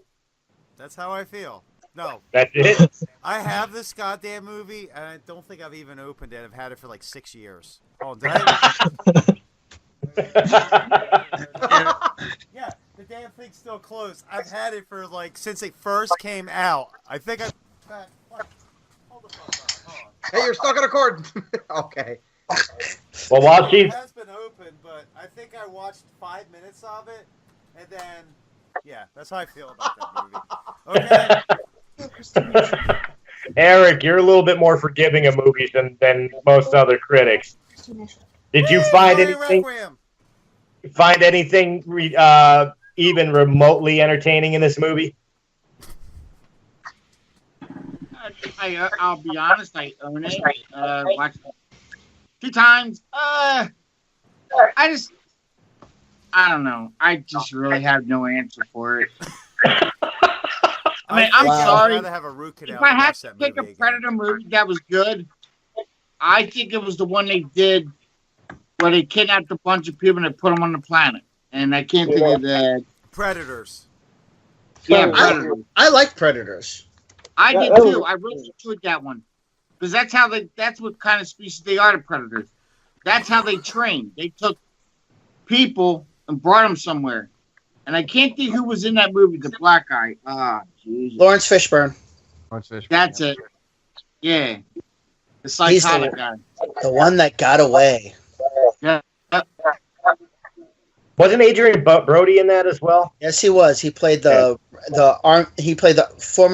ex-Army Ranger turned merc. Well, see, I haven't seen Predators. I've seen Predator 1 and 2, but I haven't seen Predators. We also had Eric on the Deputy show. This is my show. Don't embarrass me again. Hi. Too late, Matt. I'm trying to figure out 2 things are running through my mind right now. 1, this is my show. Oh. 2, don't embarrass me. Wrong on both levels. Embarrass them, we don't care. The fact that all right, would you like me to tell the story for all the world to see? Would you like to vindicate? Would you like to vindicate yourself? About the movie, that's what happened. What? Which part of Predators, hon? The one where when I told you the guy was a serial killer and you told me I was wrong. Oh yeah, the plot point. Yep. I'll admit this. I didn't see that coming. The one who was the truest, the one that I did not see coming. The guy who played the actor, Topher Grace, the guy who played the doctor. I didn't see him as a serial killer. I totally lost that. I was like, why is the doctor there? I was like, I guess they need a medic or something, right? It did not dawn on me that the guy could be a serial killer. It did not dawn on me. And then I was like, man, that's really impressive. Only because out of all the psycho in the world, they picked him. I mean, the other ones were kind of obvious. You had a Spetsnaz, you had, not Black Gorilla Family, but you had that other guys from the Sarajevo. You had former Army Ranger, then you had the Colombian Revolutionist and all that other stuff. And then you had a doctor, the red herring, totally threw me. And I was like, oh my God, here's my serial killer card, honey. I'm sorry. And yes, I know it's your show, Chris. Jesus. That's all of our show. It's all of our show. Kevin and Savvy, AVP Requiem. Any hope for it at all? To be honest with you, I did not remember that movie. I was sitting there like, what are you guys talking about? And then that's how just like there's only 2 movies I've ever hated in my life. Like, man, I even went to a movie theater. That's Dragon Ball, the live action, and The Last Airbender. So those movies, I was mad I even wasted my money on those. But I definitely did not remember this movie. So I guess there's my answer. I didn't remember it even existed. So let me just say this: you got to take a page out of my book. I paid $10 to see that Jason X, and I didn't even stay for 5 minutes. I got up out of my seat and went outside and stayed out there for 2 hours. That's how bad that movie got me. Cursing up a goddamn store. Get out of here. They make him in space. Get out of here. Get the out of here, you bags. All right, sorry. Sorry, Savvy. Go ahead. I haven't heard of that movie name, and I never saw it, so I couldn't give out no comment on that movie. I just never seen it. Well, based on what you're hearing here, is it something you're going to sit down and try to look for? In a red box for? I don't know, maybe. Sometimes you have those bad movies. Sometimes you have those bad movies that get such a bad review, you have to see it to see if it's really as bad as people make it out to be. Oh, yeah. Yeah, like the Fantastic Four reboot. I've never seen a movie literally have a derail point. Like, that movie was good for the first hour, and then it literally, in the change of a shot, just crashed into the lands. Like, it was. As long as Stanley, even after Stanley dies, I can't bring myself to do it. No, Live or Dead, I can't do that to that man. No, I just can't watch that movie. No. It's like they deliberately derailed that movie. Let's be honest. Yeah. Who remembers the game? It was like Disney Coaster, like Roller Coaster Maker. That's what they did to it when they deliberately leave a set of the tracks out, and then you have the people test the roller coaster and watch the cart go flying off the edge. Like, this is gonna be awesome. Pretty much. That's pretty much what they did there. Like, we'll get all these people in, we'll get them ride the ride, have fun, and then we'll take a section of check out and watch them go, whee! I can honestly say this so we can get back on track. Yeah, I can honestly say this. I never really understood why they rebooted the Fantastic Fours anyway. They weren't like, masterpieces, but I don't think Rise of the Silver Surfer or the original Fantastic Four were so terrible of movies that they deserved them. No. Yeah. They're okay. Yeah. But we're not talking about Fantastic Four. We're talking we're not. We're talking about another abortion. That's we're talking a about whole nother episode. Yeah, we're talking about another abortion. We're talking about the latter half of the Alien saga. Yeah. We finished with Alien versus Predator Requiem, so let's move on to the now considered prequel saga, where Ridley Scott starts taking back over the Alien story and starts it all over again with Prometheus. The story of humans. Quite honestly, I don't even really get it. They go looking for their God. They go looking for who made humanity, where we come from, who are we? And they wind up on this planet being tracked in by a signal, surprise, that later on they discover was an engineer, which was the big derelict spaceship and the big aliens that you saw in the original Alien movie. And we find out that they created us and that they were so disappointed in us, they were going to use this black goo parasite spore to destroy all of humanity,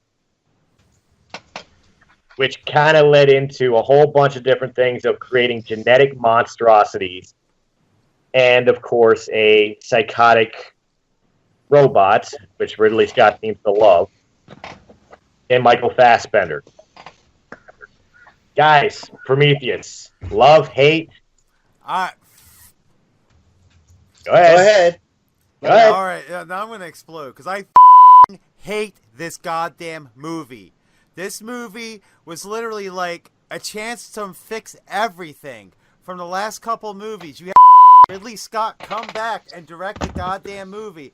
And instead, Ridley Scott takes a big old Mexican fuck us.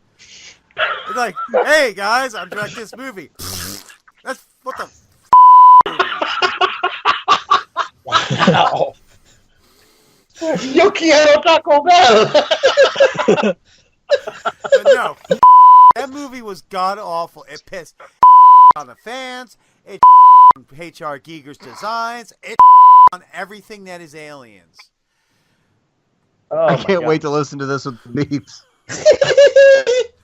I'm sitting here right now, Christina. I'm feeling so bad for you because I see you up the rest of the night just blocking these out. Hey, I got 12 hours UPT. Worst case, I know I gotta go make money. I gotta go drive. I'll be all right. I got coffee.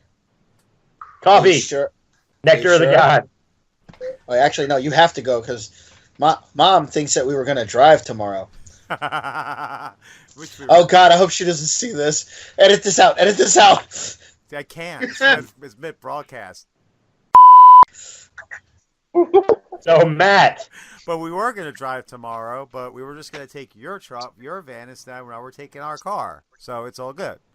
Okay, we're good. Okay, Matt, you want to pick some corn out of this flopping Mexican taco?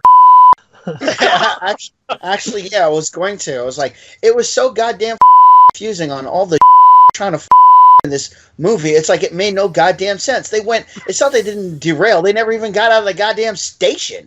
They didn't make. They barely explained it. They sewed it together with such thin thread. You're sitting there going, okay, it could be.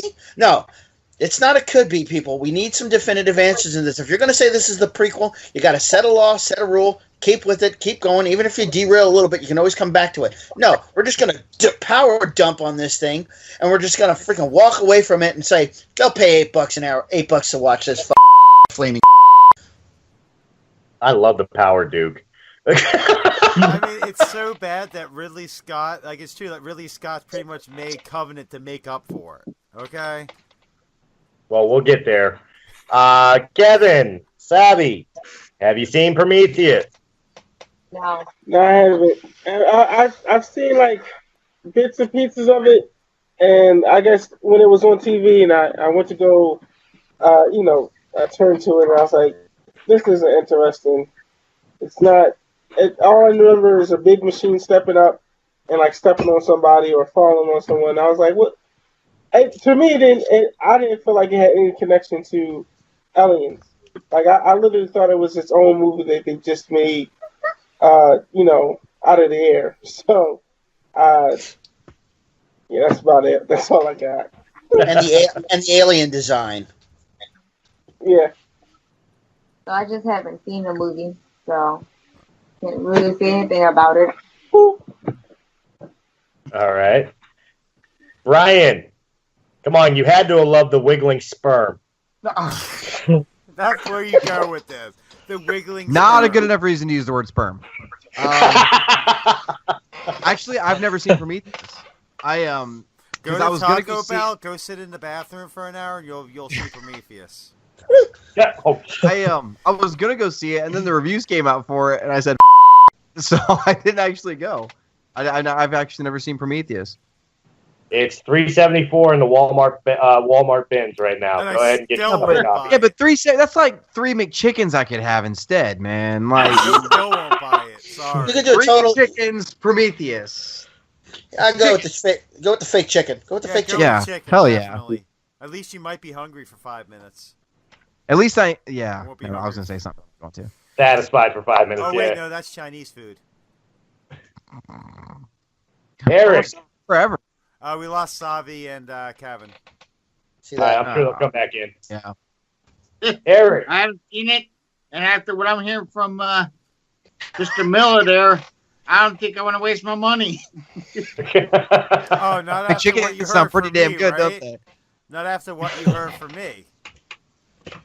It don't matter. I'm glad I haven't seen it, and I don't. I'm hearing from the panel, I don't think I want to see it. You don't. Like I said, go to Taco Bell and go sit in the bathroom. There's the short version of Prometheus. Oh, I eat. That's Chinese food, man. It's just right. as painful. all right, here's our last chance here. Our movie reviewer, Mario. Is it safe to assume that people should just save up their money and go buy a McRib? Goddamn, better when the out. Oh, hell February. yeah. I love New McRibs. February, watch it. Okay, this movie is divisive. It's like Man of Steel to me. Either you love it or you hate it. There's people on both boats, and there's hardly anyone who's really in the middle. But I am in the middle. I enjoy the movie, certain aspects of it, but not. I do understand why people hate this movie, because when Ridley Scott said, "Oh, it's not a prequel to Alien," okay, but then at the very end you get the Deacon. Am I correct? Yeah, the Deacon alien. Yeah. Yeah, and the movie looks beautiful. You can't take that away. It's an amazing looking movie.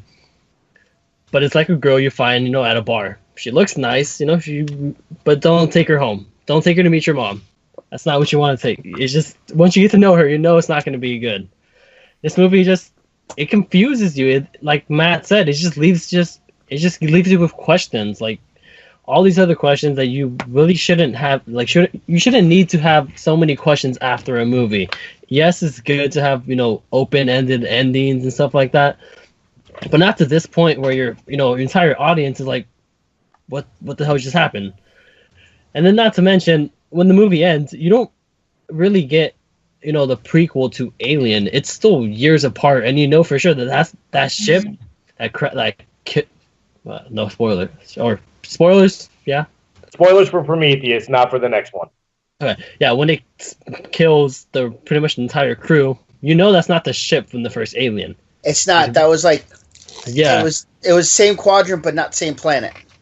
Yeah, so it just pretty much leaves it open. Like, okay, so you said that wasn't a prequel to Alien, but then it kind of was. But then again, it pretty much wasn't, because it had nothing to do with Alien. It really didn't leave us off where Alien, starts off, and it just left more questions. And to me, it's a movie I call sequel bait. Left it open just to make another sequel and just to start a new franchise. Well, see, that's going to lead into what I was going to say. I'm kind of in the middle with Prometheus, too. I thought it was confusing. I don't think it really tied into the Alien story the way it was promised to, with the exception of the engineers and the derelict ship, although it's not the same ship. It because of the fact that they even were introduced into the movie, you knew it tied in. But beyond that, it really didn't connect too well. But I'm on the fence because I think Prometheus is one of those movies that'll probably make more sense once the trilogy is done. And you definitely saw that come to play with the next one we're going to talk about. And I'm going to let Mario start this one off here. Alien Covenant. Just came out last week. Three of us have had the opportunity. Break before that, because we're at 50 minutes. Yeah, let's go ahead and take our quick break for Radiocast FM. We'll come back with Covenant and our movie picks of the week. So stay tuned.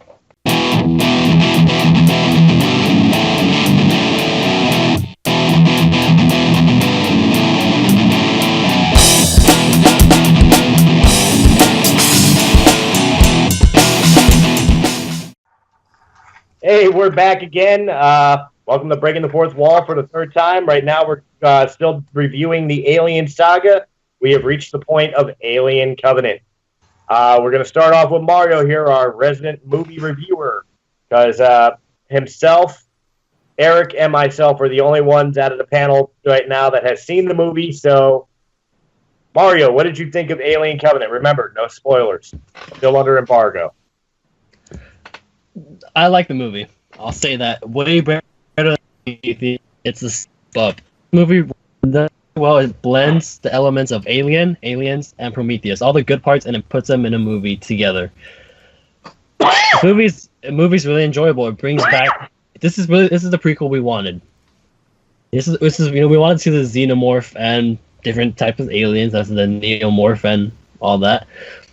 Michael Fassbender, he delivers an exceptional performance. His performance in this movie is just outstanding without giving out any spoilers, but what he does with his character is very interesting. This movie, okay, so going to the negatives now. The characters are pretty much your typical Alien characters. They're just there to die. That's pretty much it. To me, I forgot her name. The main character, don't remember her name. She's from either. a TV show, yeah. Obviously not memorable characters. Yeah, Daniels is her name. She is pretty much right, Daniel. Yeah, she's just shoved down your throat the entire movie, trying to pretty much make her a carbon copy of Ripley, and it fails. The captain of this team is an idiot. Just put that out there. He's an idiot. It's the actions he does. It's common sense what he could have done. And then the movie, what it really tries to do is build a mythology around the xenomorph that I think that Ridley Scott can do it. To me at least, the xenomorph is not it's not a character. It's a thing designed. It's a thing that has to kill, because that's what it has to do to survive. It's not some science experiment. It's not some character that has emotions or wills or desires. To me, it's just a monster that has to kill. That's what I've always wanted it to be. And I don't like that they're trying to pretty much explain the xenomorph as if, it's some kind of... How do I say this without giving anything away? That it's some kind of... Pretty much, you're just trying to explain too much of the science behind it. And I don't want to know that. I just want to see it kill out. And this movie it pretty much does what midichlorians did to Star Wars. It just tries to simplify something and explain it scientifically, or it doesn't need an explanation like that. And last thing I will say is that this is hard to say as well. The way the movie the way the movie ends again is sequel bait. If you had problems with Prometheus leaving unanswered questions, this movie will leave it the same exact way, probably even a little worse. And this movie, although it's a good movie and it's a step up from Prometheus, it does nothing new for the Alien franchise overall. It's just it's the same repeated formula, which isn't that bad. Yeah. Eric, I'll let you go ahead and say your piece before I say mine. Again, no spoilers. Damn it. I'm going to have to sort of agree with Mario. I was trying to understand it. It was confusing me. Dumbass. I really want to see, pretty much the action part of it, with the aliens. I kind of figured out the end about guess whatever was a cyborg, whatever they are, robots. But I kind of figured that out, that something was going on with that. But I just really dig how they became aliens in this one. But I don't want to spoil it because, I liked how they came out. So in this one, a lot different. All right, I'll give my review. I liked this movie overall. I did like this movie. I do feel that it helped tie in the very disconnectedness of Prometheus to the Alien saga. I actually am one of the few people that like the way they explained off how the xenomorph came into being with the connection. Again, don't want to go into spoilers, but the crew was very forgettable. It did leave a lot of unanswered questions. And one of the things that really bothered me, as Eric was kind of trying to allude to without spoiling, is a lot of what happens in the movie is very, very predictable. There was no real jump scare or no moment of, oh my God, they pulled it that way. Like you saw, it was almost telegraphed how everything went. You knew how it was going to go. But overall, I do think it was a worth a watch. It was definitely a decent enough movie that I was entertained by it. It helped me forgive some of the problems with Prometheus. And I could see that by the next movie, there will be a solid enough tie-in to the classic Alien. So that's my review. I think if I were to put it on a scale, I'd give it a 6.5. 6.5 out of 10. Like, it was that good of a movie, and it fits a lot better to the Alien saga than some of the other ones we've been picking on tonight. But it wasn't as phenomenal as I hoped. But as Mario said, it definitely was. If you erased Prometheus and just started with Covenant, I think it would have been a better start. Guys, the rest of you guys that have not seen the movie, just hearing our review, does it make you more or less interested in seeing it? I plan to see it, but I don't think I'm going to spend the money to see it in the theater. Okay. Let me ask you something. Is it one of those things where they tried to capitalize on like the retro kind of designs from the original? You're not a zombie cat.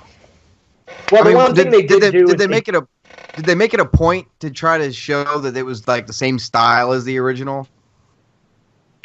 To an extent, yes and no. Like, the xenomorph, when it finally appeared on screen, was a guy in a costume again. It wasn't CGI. You know, that was kind of nice. Yeah, that was actually kind of nice because the aliens, even in AVP, when they're CGI'd for some reason because of the slick black body of them, it just doesn't look right. It's distracting. It is. It's distracting. So putting a guy back in the suit with the animatronic head and all was definitely a lot better of a choice. Okay. Beyond that, there wasn't really much of a retro feel to it. Okay. Well, actually, I know it's one of, for me, I'm probably not going to see it in theaters. It's not one of the ones that I will. But I will definitely take a look at it when it comes on Blu-ray, because I'm on as well. I've heard a lot of good, heard a little bit bad. Since it is part of the franchise, like I did with with Prometheus, I watched it. I wasn't happy with it, but I watched it.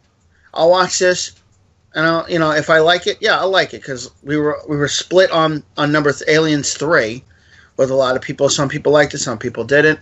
But I want to get my spin on it, and I'll give it to you once I watch it. But I want to. It hasn't piqued my interest to answer a lot more questions, as well as give me more to ask. Well, I will say this: we did a non-spoiler review, but I will state that Mario, again, our movie reviewer, he will be the guy that gives you the spoiler-reviewed version of Alien Covenant, which will be here on Realm of the Mist Entertainment. So keep an eye out for that. When Mario's ready to release that, they will definitely make sure you guys have that to check it out if you want to know the story. Kevin, what about you? Does this make you feel more or less confident in Alien Covenant? Well, I'm a moviegoer, so I know for a fact I will go see this movie. Probably not this week or next week. Well, probably not this week because Wonder Woman's coming out. I definitely, I forgot it even came out last week. Because I normally try to hit movies when like on a Saturday when they come out. But eventually I'll go to the movie theater or I'll wait for it to come out. Which is, I guess, wouldn't be that long because most movies come out nowadays. If they're in the movie theater, like 3 months later, they're on DVD. So I'll probably just wait until it comes out on DVD. How about you, Savvy? Same here. I'm a moviegoer too, but I'd rather wait to come out on TV. And I love Wonder Woman. And like Batman, I'm not really a big fan. And I'm just saying that, like I'd rather wait for the movies to come out first. If one movie I really want to see, I will go see it. It depends on what movie I like.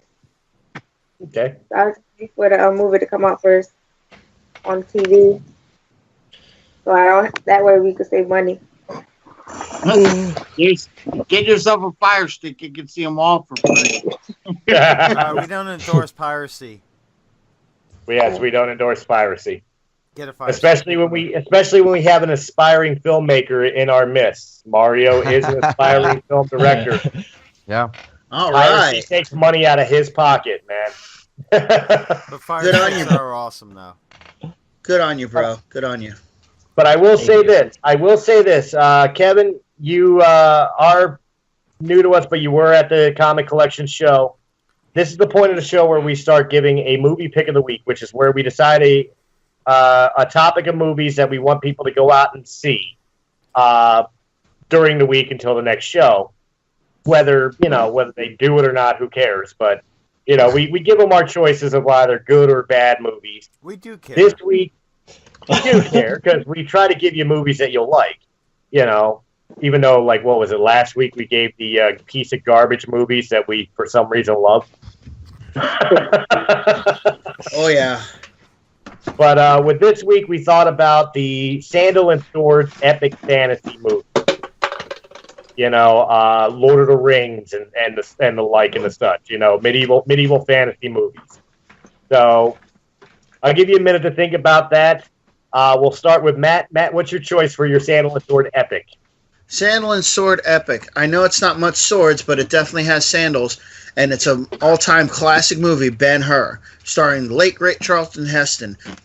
It's a phenomenal classic movie with and Mario, you being an aspiring movie director, producer, You should definitely check it out because this is the early days of film where they had to do a lot of different things. They had to improvise to make a movie the way that we make them now. So it's a good way to see how they started, and hell, might give you even some ideas on how to do some stuff that could revolutionize moviegoers. But my pick for this week, Ben-Hur.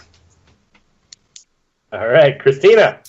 My pick of the week actually goes the total opposite way. More swords than sandals, but there were sandals, and that's A Knight's Tale with Heath Ledger, Alan Tudyk. Actually, great movie once you get past the fact that most of the soundtrack is like 70s music, but yeah. The first time like when they started doing the whole stomp stomp clap for We Will Rock You, I was like, what the going on right now? And then, but the movie itself is actually really good. It's got a good soundtrack, and it's a fun movie to watch. So, you look like you were about to sneeze. It's a good soundtrack. I have sinus. And it's a fun movie to watch. I do have sinus issues because where I work, especially the area I work in work, it's a lot of dust. Yep. But they claim there's no dust issue. But meanwhile, I'll pull a case off a shelf and there's about 3 inches of dust on it. But there's no dust issue. No, that's just someone's remains. That's remains my hopes and dreams. Yeah. Oh. Ryan, your movie pick of the week. I'm going to go a little bit. It's still a sword and sandal, more swords and sandals, but it's a little bit of a different genre. I'm going Monty Python on the Holy Grail. I have to. I was going to say Kingdom of Heaven, but then I was sitting there thinking, I was like, no, Monty Python, man. Like, I love that movie from beginning to end. Like, no matter how many times you watch that movie, you still laugh your ass off at the same stupid jokes. Like, and I love it. I'm sorry, I just do. I do. How do you know she's a witch? She turned me into a newt. Turned you into a newt. Well, I got better. What is the unladen airspeed velocity of a swallow? What, a European or an African? I don't know. You gotta know we have a night to say me. What? Just because some watery taught you a scimitar, I'm supposed to make you my unbounded king? Are you mad, man? I didn't vote for you. No, the French people were the best in that movie. I'm sorry. I fought in your general direction. Your mother is a hamster, and your father smells like elderberries. Now go away before we taunt you a second time. No, when the prince walks to the window and the guard is watching him to make sure he doesn't get out, and he takes the arrow and he walks over and he's like, dink, and the arrow just goes straight down out the window, and then it cuts to further away and you see the arrow boing, right through the guy. I crack up every time. He's just I can't help it. I love it. All right, we're off track. Eric, your movie. I have two, but I think I really want to go with this one, and I'm going to have to say Clash of the Titans. Ooh. The original or the remake? The original. Yes. Right. Give your explanation. He thinks the Clockwork Owl is cute. Bebo. That Clockwork Owl was cute. It was. Clockwork Owl. It was the Greek mythology version of an eagle. Boo-bo.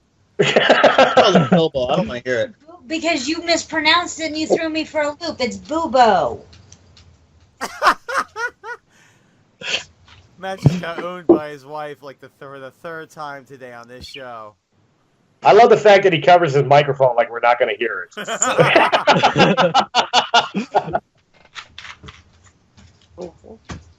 All right. Mario. There it is. Ha! Mario, your choice for the week. I'm going with an old movie. Quo Vadis, 1951. Old movie. This movie, I was shown to it by my film teacher in high school, and this movie just pretty much opened me up to the older movies. This movie, it's interesting, and a lot of people these days can't watch older movies, 50s, 60s, because they say it's too slow or it's it's of a certain era.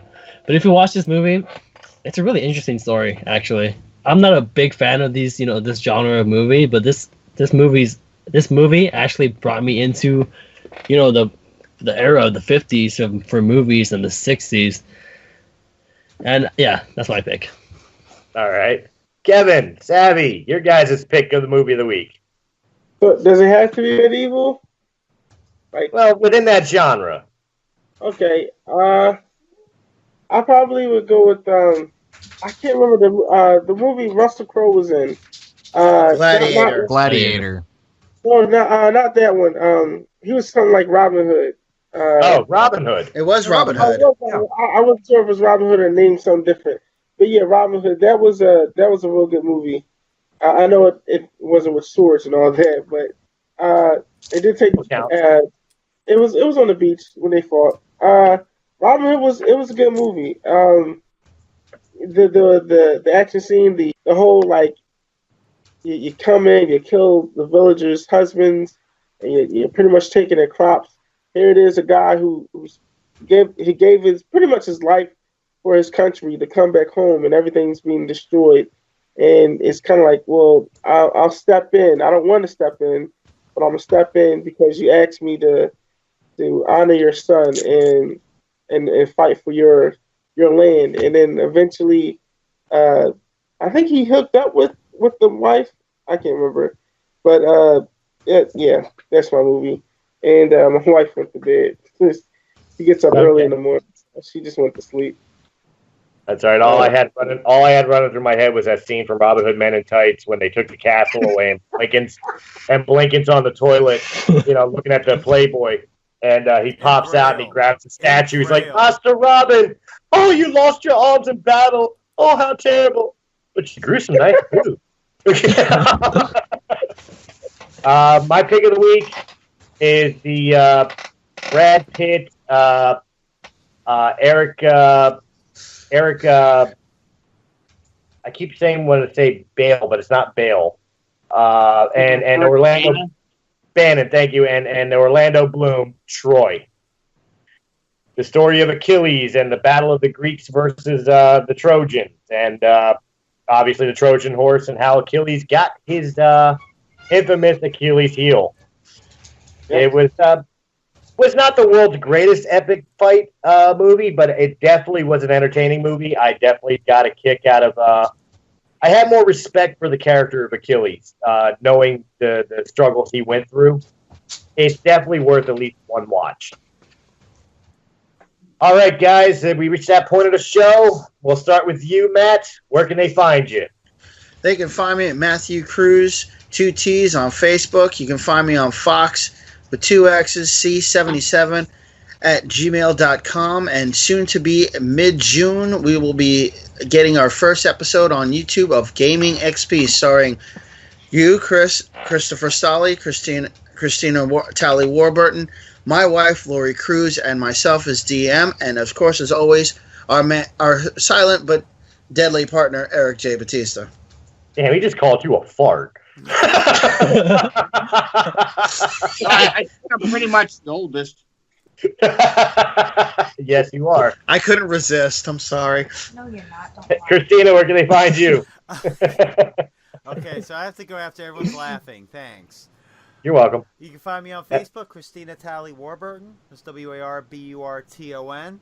Also, every Wednesday night on my radio show on Radiocast FM, which is Eclectica, which runs from 10 p.m. to midnight.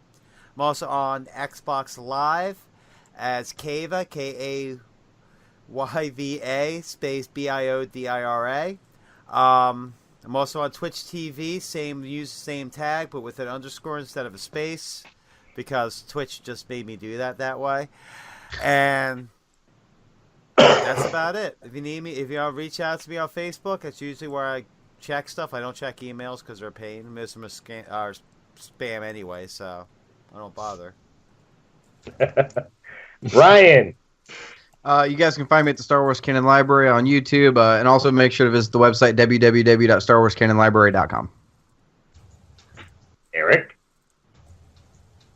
Yeah, you can find me on Facebook at Eric J. Batista Sr. I'm also on the Xbox One at Eric Smoke 1437. And I'll be restoring my Twitter account soon. Mario. Hey, well, you can find me on YouTube at Sith Lord 310. Find me on co-hosting War of the Stars every week. What else? You can find me on Twitter and Instagram at Sith Lord 310. Make sure you guys check out my movie reviews on A Realm of the Mist and my own talk show, Death Star Radio, on my own channel. Kevin. On Facebook, Kevin Hunter. I don't have Instagram, Father of Truth. Those are Father is dotted out in F2. And I will soon be posting my own little video, pretty much how to get into comic books. Hopefully by mid-June. So, yeah. We'll be keeping an eye out for that. Let us know when it's up. And you can find me on Facebook at Christopher Michael Stolley. You can find me on realmofthemist.com. You can find me on Radiocast FM with Raise the Underground and, of course, Breaking the Fourth Wall. I do sometimes appear on War of the Stars and will be appearing on Gaming XP soon, as well as once in a while I appear on Death Star Radio when it ever appears. Oh! Yeah, it's because I recorded one for him, but he hasn't put it up yet. Okay, so on behalf of Breaking the Fourth Wall and Realm of the Mist Entertainment, first and foremost, I want to thank you and Savvy for coming on and hanging out with us tonight. I hope you guys had a blast. Any help you want with getting yourself up and running as a podcaster, just let us know. Any one of us know. We'll definitely help you out. And guys, thanks for listening in on Radiocast FM. I do apologize for all the beeps because there's going to be a lot of them. But you know what? Maybe of them. But yeah, you know what? It's a podcast. Thank you guys very much. Have a good week. Thank you. Night, folks. Good night. It's